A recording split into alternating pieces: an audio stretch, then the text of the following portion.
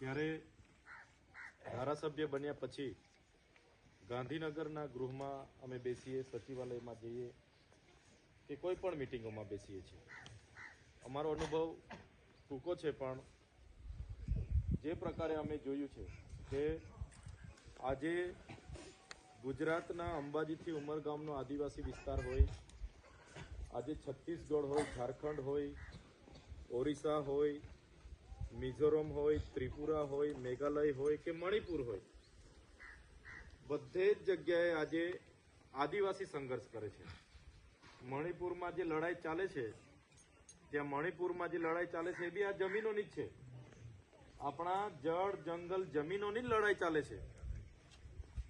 છત્તીસગઢમાં, ઝારખંડમાં, આસામમાં જ્યાં પણ લડાઈ ચાલે છે ને, ત્યાં આદિવાસીઓની જમીનોની જ લડાઈ ચાલે છે.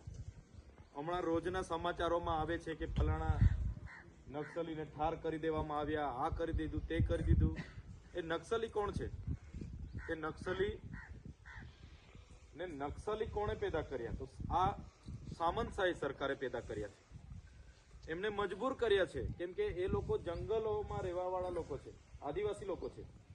એમને ત્યાંના જંગલોમાંથી બહાર કાઢવા અને ઉદ્યોગપતિઓને તે જંગલોની જમીનો આપવા, તેમાંથી નીકળતા ખનીજો કઢાવવા માટે અદાણી, અંબાણી જેવા મોટા ઉદ્યોગપતિઓને આપવાનું જ્યારે સરકાર બારોબાર મંજૂર કરી દે છે, કોઈની સંમતિ નહીં, કોઈની, અને બારોબાર મંજૂર કરીને નવા નવા પ્રોજેક્ટોમાં જમીનો આપે છે, વિસ્થાપિત કરે છે, ત્યારે પોતાના સ્વામાન માટે, પોતાના સમાજ, પોતાની સંસ્કૃતિ, પોતાની પ્રકૃતિ માટે લડનારા લોકો હથિયાર ઉઠાવે છે. ત્યારે સરકાર એમને નક્સલીનો સિમ્બોલ મારીને એમના પર આ પ્રકારના એમને ઇનામો જાહેર કરે ને એમને પછી જાહેરમાં એને એન્કાઉન્ટર કરે, મારી નાખે. જે પેપરમાં આજે તમે આખા દેશની જેટલી પણ પોલીસ અને આર્મી છે, એમાંથી અડધી પોલીસ ને અડધી આર્મી તો દરેક રાજ્યના આદિવાસીઓ સામે મૂકી છે. જે આર્મીનું કામ બોર્ડર પર રક્ષા કરવાનું છે, તે આર્મીનો ઉપયોગ સરકાર એમના ઉદ્યોગપતિઓને જમીનો આપવા માટે, આદિવાસીઓના ગામડા ખાલી કરાવવા માટે, જંગલો ખાલી કરવા માટે ઉપયોગ કરે છે. આજે હસદેવનું જંગલ હતું, આપણા જેવું જ જંગલ, ત્યાં એક ધારું જંગલ, એટલે ત્યાંના આદિવાસીઓને એવું હતું કે આટલું બધું જંગલ છે. ત્યાંના લોકો જે સરકારના નેતાઓ હતા કે અમે બેઠા છે, અમારી સરકાર આવું ના કરે, આવું ના કરે. હસદેવનું જંગલ એકકી ધડાકે ખલાસ. લાખો હેક્ટર જમીન અદાણીને માઇનિંગ માટે આપી દીધી. આજે હૈદરાબાદનું જંગલ હતું, કેટલા વન્ય પ્રાણીઓ, કેટલા લોકો, બધું ખલાસ. આજે આપણા જ ગુજરાતમાં જોયું ને, પાડલિયામાં આગળ વાત કરી. પાડલિયા એ અંબાજીથી 10 થી 12 કિલોમીટર ગામ છે. ગયા વર્ષે પણ ત્યાં બેડાપાણી એક ગામ છે, ત્યાં બેડાપાણીમાં 32 જેટલા ઝૂંપડા તોડી નાખ્યા હતા. એ લોકોને ગામમાંથી જંગલ ખાતાવાળાએ ઝૂંપડા સળગાવી, મારી, ખોટી FIR કરી અને એ લોકોને ત્યાંથી બહાર કાઢી દીધા હતા. એ લોકો મને ગાંધીનગર આવી બહેનો, નાના નાના છોકરાઓ બધા મળવા આવ્યા હતા. હું ત્યાં ગયેલો ગઈ વખતે. પોસીનામાં પણ આવું કર્યું, ત્યાં બાજુમાં પોસીના છે. તો એ કરતા કરતા પાડલિયાનો વારો હતો આ વખતે. એટલે પાડલિયામાં પ્લાન્ટેશન કરવાના નામે હમણાં ડિસેમ્બરમાં તમને ખબર છે કે 13 તારીખે એ લોકો ગયા.